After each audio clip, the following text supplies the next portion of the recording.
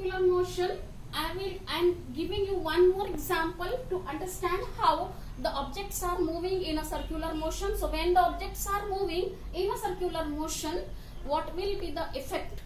The velocity is changed, or the objects, how the objects are moving. So one activity I am doing, performing in front of you. First I will read the activity from the textbook. Stop. Determining the direction of velocity in the uniform circular motion. Take a circular disc and put a 5 rupee coin at point along its edge. Make it move around its axis by putting a pin through it.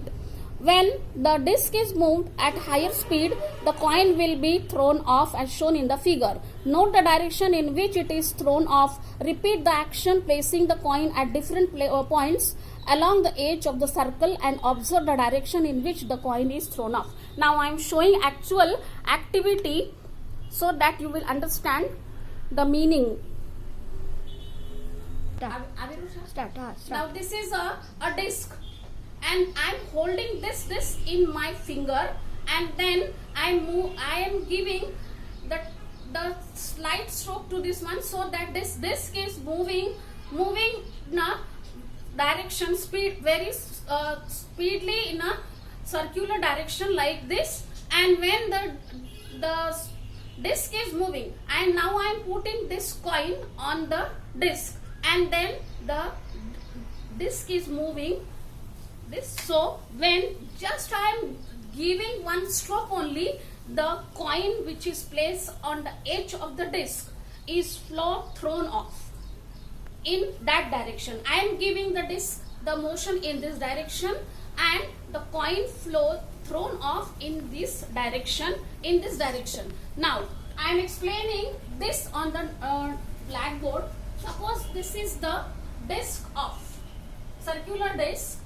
This is the center of the disc where I place my finger to move the disc in the circular direction, and this coin I had placed just now. So when the disc is moving in a circular direction, the coin is thrown off.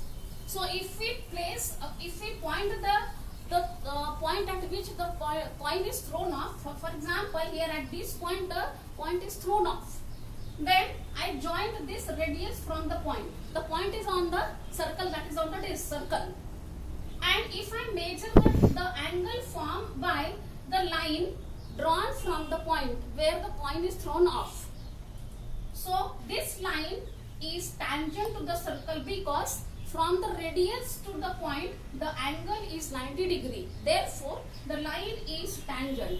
So in this direction, every time when you change the place of the coin, every time the coin is thrown perpendicular to the radius of the disc. That is, in the tangent form, the coin is thrown off.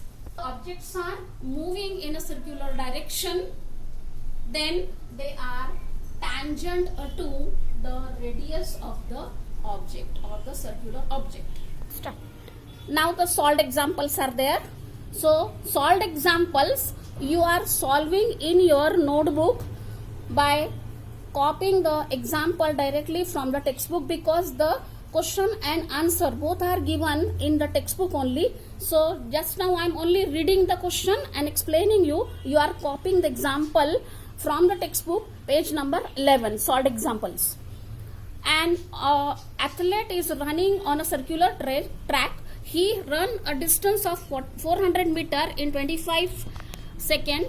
Before returning to his original position, what is the average speed and velocity? Distance is given, time is given, and we are calculating speed and average velocity. So first we calculate the average speed. Speed formula is total distance covered in the given time. So total distance is 400 and time is 25 seconds. So the average speed is 16 meter per second.